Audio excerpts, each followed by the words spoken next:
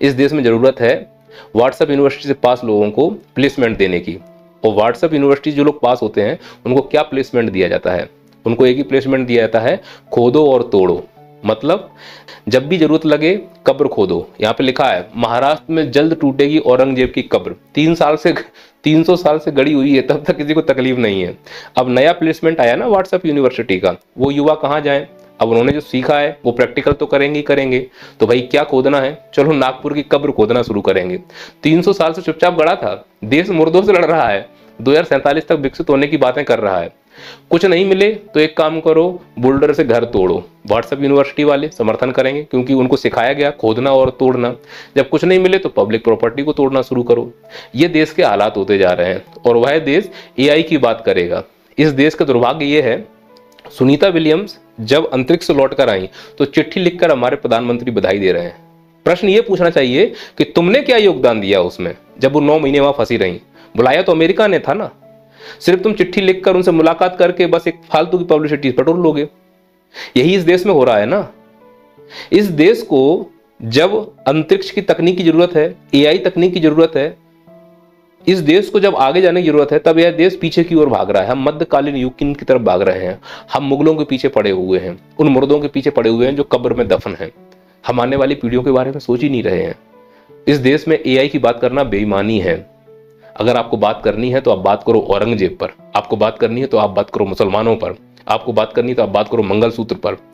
तो सर किस मुद्दे पर बात की जानी चाहिए? वो मुद्दे जो राष्ट्र निर्माण में हेल्प करें।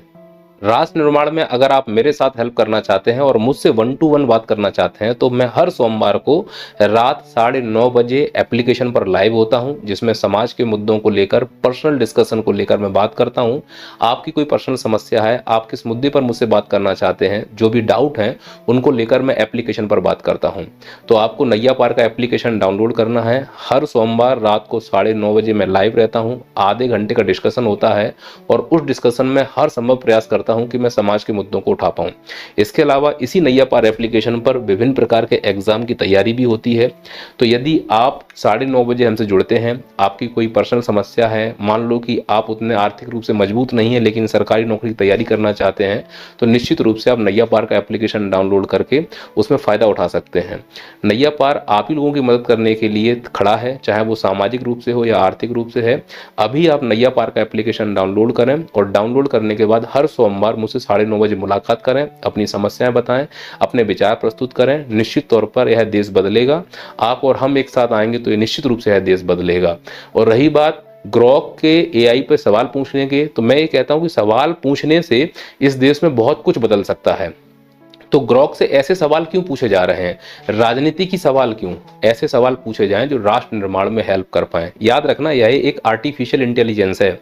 यह अपने जवाब उस आधार पर देता है जो सूचनाएं नेट पर फैली हुई हैं। तो यदि यह किसी राजनेता के लिए, किसी राजनीतिक पार्टी के लिए कुछ बोलता है तो यह निश्चित तौर पर कहा जा सकता है कि वह इंटरनेट पर फैला हुआ है। लेकिन याद रखना कि कोई बाहर की संस्था या कोई बाहर का एप्लीकेशन आकर हमारे देश की राजनीति या राजनेताओं की खिल्ली उड़ाए तो ये हमारे लिए शर्म की बात है और उन राजनेताओं के लिए शर्म की बात है। तो इसका मतलब राजनेताओं ने अपनी बातें सही करके नहीं दिखाई जिसका उन्होंने वादा किया था। अगर हमको ये लगता है कि नहीं, पूरी दुनिया इस चीज पर व्यस्त है कि वो ऐसे ऐसे एप्लीकेशन बना रही है जिससे कि हमारे देश को शर्मिंदगी महसूस कराई जा सके, आप समझिए आर्टिफिशियल इंटेलिजेंस की जो भाषा है, सच में यही हमारे समाज की भाषा है। बोलो हाँ या ना। कैरी मिनाटी या ये जो आजकल के छपड़ी यूट्यूबर्स हैं जिन्हें हमने सेलिब्रिटियां बना दिया हैं, या तथाकथित हीरो को जो आज पान मसाला बेचते हुए घूम रहे हैं, इनके संपर्क में आके हमारे बच्चे इसी प्रकार की भाषा का प्रयोग कर रहे हैं और यही भाषा व्हाट्सएप में घूम रही है, यही भाषा विभिन्न प्रकार के प्लेटफॉर्म पर घूम रही है और उन्हीं भाषा का इसने उपयोग किया है। क्योंकि निश्चित तौर पर व्हाट्सएप हो, फेसबुक हो या फिर ट्विटर हो, सभी जगह इसकी कमांड तो है ही। तो उस भाषा को उसने पकड़ा है और समझता है कि आज की पब्लिक को क्या चाहिए। तो अभी लोग ग्रॉक्स को एज ए मनोरंजन के रूप में देख रहे हैं, भविष्य के रूप में नहीं देख रहे हैं। हमसे प्रश्न पूछना चाहिए अपने आप से, ग्रॉक से प्रश्न मत पूछो हम कहां खड़े हुए हैं। हम भ्रष्टाचार में बिल्कुल पीछे जाते हुए दिख रहे हैं, मीडिया को स्वतंत्रता दिखती हुई नहीं दिख रही है, स्वास्थ्य में हमारा स्तर खराब होता जा रहा है, गरीबी में हम बिछड़ते जा रहे हैं, भुखमरी में हम बिछड़ते जा रहे हैं, शिक्षा तो बिल्कुल खत्म ही हो चुकी है इस देश में। 12th कर लिया है, ग्रेजुएशन कर ली है, लेकिन नौकरी पाने की स्थिति में नहीं है क्योंकि उस प्रकार की शिक्षा हमारे देश में नहीं है कि उसको प्रैक्टिकली यूज किया जा सके। युवा बेरोजगार होता जा रहा है। तो जब युवा बेरोजगार हो रहा है तो उसको उलझाने के लिए, उसको इंगेज करने के लिए कैसे मुद्दे उठाए जाएं? तो ऐसे गड़े मुद्दे उठाए जाएं जिनसे देश का भला नहीं होना है, लेकिन उन राजनीतिक पार्टियों का भला होगा, उनके बच्चों का भला होगा जो इससे जुड़े हुए हैं। इसीलिए एआई एक ऐसा भविष्य का तकनीक है जिस पर भविष्य टिकी हुई है, पर अगर हमें ये ध्यान रखना है कि उसका स्किल नहीं मालूम है तो ये हमारे लिए बहुत बड़ा खतरा बन सकता है, और भारत देश में वो खतरा बनता जा रहा है। भारत में हमारा प्रधानमंत्री एआई का मजाक उड़ा रहा है, तो सबको लग रहा है कि एआई बहुत नॉर्मल सी चीज है, पर एक्चुअली एआई जितना खतरनाक हो सकता है खासकर उन लोगों के लिए जिन्हें एआई की जानकारी नहीं है, एआई की तकनीक की जानकारी नहीं है। तो एआई से हमें सावधान रहने की जरूरत है, ना कि इसकी खिल्लियां उड़ाने की जरूरत है। एआई को काउंटर करने के लिए हमें भी उस स्तर पर मजबूत होना पड़ेगा। इसके लिए हमें आईआईटीएन जो हमारे इंस्टीट्यूशंस हैं उनको और अच्छी रैंकिंग पे लाना होगा, उनको और अच्छे संसाधन प्रोवाइड कराना होगा। जो हमारे विकसित दिमाग हैं उनको बाहर जाने से रोकना होगा, पर इस देश में उल्टा हो रहा है।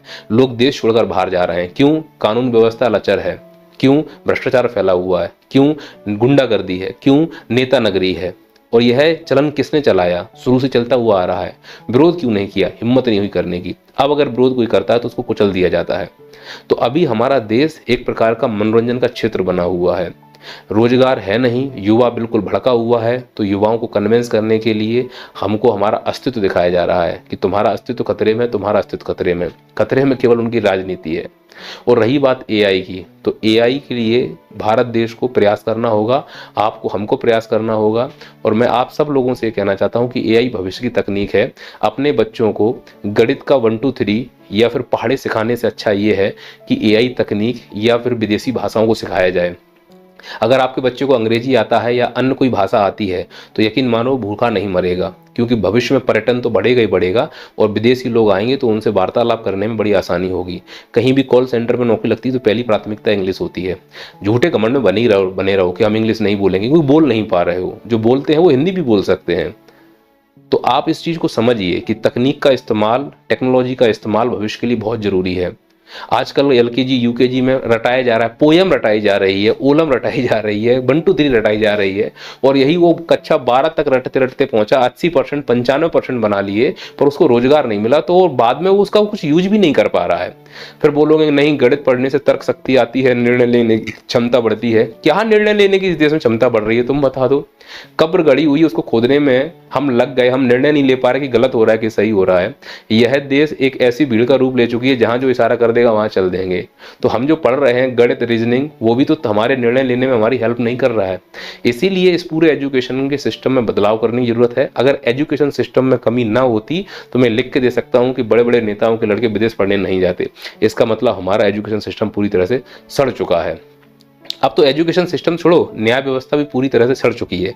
तो मुझे ऐसा लगता है कि अगर एआई से सवाल पूछने हैं तो फिर कठिन सवाल पूछे जाएं। पहला, कि जो भ्रष्टाचार के लिए वादे किए गए थे उन वादों का क्या? दूसरा, रोजगार के वादे किए गए थे उन वादों का क्या? तीसरा, मुद्रास्फीति यानी महंगाई कम करने के वादे किए गए उन वादों का क्या? इस देश को विश्व गुरु बनाने के लिए जो जीडीपी 9% चाहिए थी वो 6% पर है, उसके लिए आप क्या कर रहे हो? पर ये खबरें अखबार में नहीं आएंगी। और केवल एआई के सवाल पूछने से मन को तसल्ली हो सकती है कि यह एआई फलाने नेता को गाली दे रहा है, ढिकाने नेता को गाली दे रहा है। इससे मन को तसल्ली हो सकती है, देश विकसित तो नहीं हो सकता। अगर इस देश को विकसित करना है तो हमें तकनीक में आगे जाना होगा, और तकनीक में आगे जाने के लिए एजुकेशन का महत्व समझना होगा, और एजुकेशन महत्व समझने के लिए अपने बोर्ड की पावर समझनी होगी। पढ़े लिखे को बनाओगे तो वो पढ़ाई का महत्व समझेगा, अनपढ़ को बनाओगे तो वो हमारे बच्चों से, हमारी जनता से उसी भाषा में बात करेगा जिस भाषा में आज एआई बात कर रहा है। सावधान रहें, सतर्क रहें, और भविष्य की तकनीक एआई का स्वागत करने के लिए तैयार रहें।